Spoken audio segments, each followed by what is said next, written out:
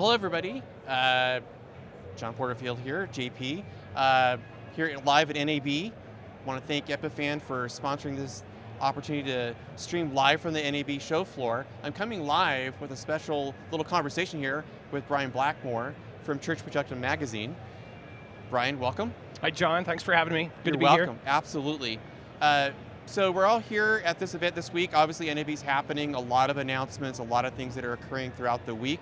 A lot of different types of technology. Epiphan's obviously make some announcements, and if you don't know, haven't heard, go to the Epiphan website. Make sure you check out. They had a great announcement this morning, and they've talking about some great new solutions when we talk about technologies in terms of streaming, cloud, and other types of streaming production environments. In fact, that's kind of my role with Social 180 Group, along with what I do in streaming evangelism for streaming media, is talking about how we advocate and how we utilize these technologies in real production. And that kind of, Brian, you've been here for several days like I have. So far, maybe I'll have you introduce yourself first to the audience. Let's do that first. Okay. All right. Well, my name is Brian Blackmore. I'm the editor and publisher and one of the partners in Church Production Magazine. This will be 25 years of publishing church production, which is hard to believe I'm actually saying that. This is actually, I believe, my 25th NAB as well. I was actually coming to NAB prior to starting church production in a different role. But yeah, so it's good to be here. The show is coming back from it's not quite what it was pre-COVID, but it's moving in that direction. So much is different, so much has changed at NAB and in the church market. So I'm excited to be here and be able to talk about it and share it with you all. Absolutely. Thank you. And I think it's a great opportunity now to kind of talk about, you've been here for several days. There's been a slew of announcements from a lot of variety of different folks here. From your perspective, you've been here, as you've mentioned, several times over the years. What are you seeing right now currently the past couple of days? Oh, it's really interesting. Even what we meant when we named the publication Church Production 25 years ago, we were primarily talking about live production.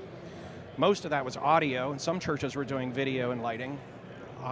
And now Church Production, the content that we're publishing is, well, more than half of it is about content creation and filmmaking and streaming and video production.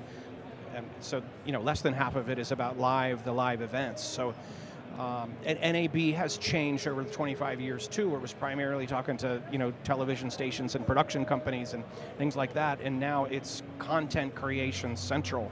There's so much here.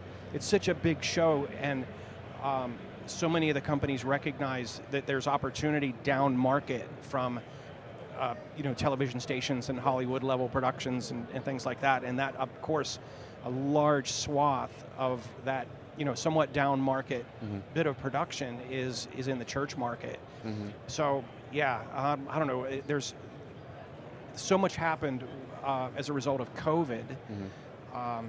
The research that we've seen is approximately 30% of churches were streaming before COVID, and over 80% of churches are now streaming post-COVID. Right. Well, with that becomes a whole new set of technology pain points, if you will, and a lot of them having to do with asset management and storage. And while that technology has been around for decades, people have been doing it at the very high end for decades, the down market, affordable, easy to use options were either hard to find or didn't work very well. And there's an awful lot of discussion about asset management and storage here at the show. A very competitive environment, and that's benefiting our readers and in the church market in general. Because when you're working off tithes and offerings, of course you want the most efficient but also the most affordable solution. So, right. Yeah.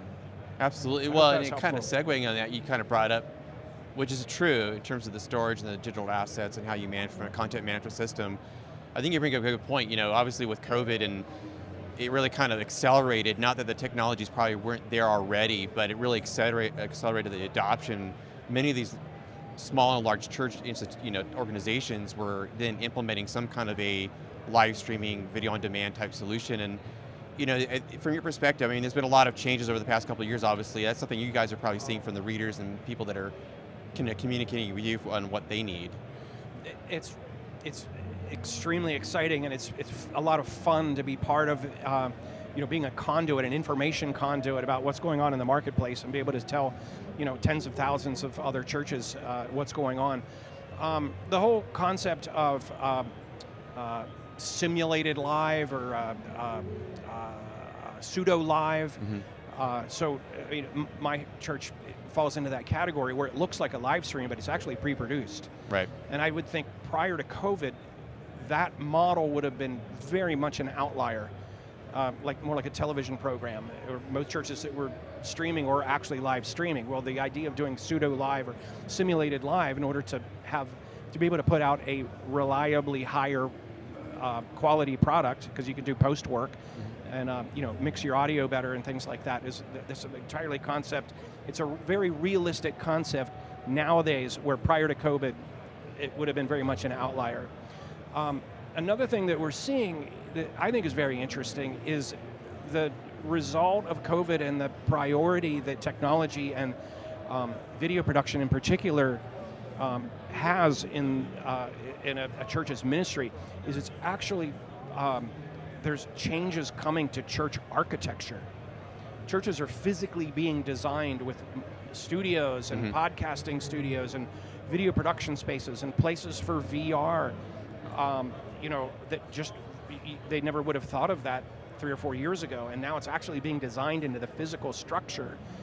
I think it just really speaks to the acceptance of technology by senior leaders, some of whom would have been resistant to technology 3, 4, 5 years ago, or at right. least it would have been considered a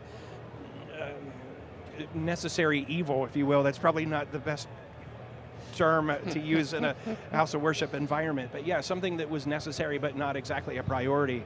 Right. And now senior leaders have seen the value of high quality video production and its role in their social media and their digital presence, and how that's really a vital element to doing ministry today. Yeah, no, and I think that's a good point. We have a good friend, Jeff Reed, with the Digital Church podcast. And Jeff started this some years ago, and this was kind of the discussion about where as technology kind of comes in terms of media. We're seeing the transition of the digital church, and as you're talking about, this is something that you kind of want to also bring up, I think, in an upcoming conference, and kind of you have an event coming up in August that you are going to be hosting along with others, talking about just that, maybe having some talking points around, kind of where is it going, right? Yeah. What does it look like? Well, thank you for giving us opportunity to talk about that. So, yeah, in addition to churchproduction.com, the publishing side of our organization, so we have an event called the Capture Summit, capturesummit.com. This will be our 7th year of hosting this event. It's primarily about video production, but again, some of the changes I mentioned as a result of COVID have resulted in changes at the event as well. So all things video production and live streaming, IMAG, filmmaking, content creation, podcasting, and all of those elements and how they tie together on a church's digital presence, their digital strategy, their social media approach. It all works in an ideal world, lock in key, hand in hand. But again, it's something virtually every church I talk to is still trying to figure out, and yet they see that this is absolutely positively the direction that where ministries are and where they will be, where they will continue to go in the future. Absolutely. And so for people to get to, they may not be familiar with what you're doing from a church production magazine, how can we connect them, maybe these people are unfamiliar, get them kind of integrate, get them aware of what you guys are doing. Yeah, well, churchproduction.com, it's a free online publication for focused on all the church technology and creative roles.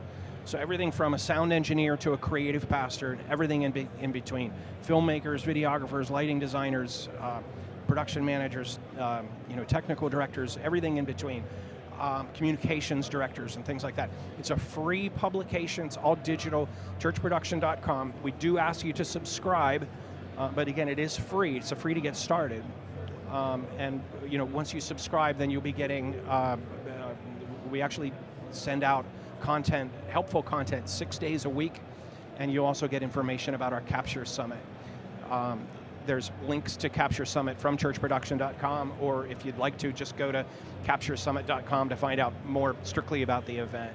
So. Fantastic. Well, I think that's going to be one super useful for people to plan for coming out, especially out of this event where you kind of get overwhelmed a little bit with so many of the different elements that we've talked about. And obviously, are there any key takeaways as we kind of wrap up? Is there any key takeaways from your perspective, right, that you would like to learn more about from this event? One thing that I would add about the Capture Summit, you mentioned it's easy to get overwhelmed at NAB. Yeah. It really is. Unless you've been to an NAB, it's hard to describe how big it is, even though it's not quite as big as it was 4 or 5 years ago, but it will come back. It is easy to get overwhelmed by all the technology, and it's just like drinking from a fire hose. What we find at Capture, being a smaller event, again, maybe 500 to 700 churches, is the churches learning from each other. The conversations that you have in the hallways and the question and answer opportunities that you have in these conference sessions at Capture, learning the different contexts in which these technologies apply and how churches are using particular solutions maybe in unconventional, outside the box ways. It's very, very exciting and very, very rewarding.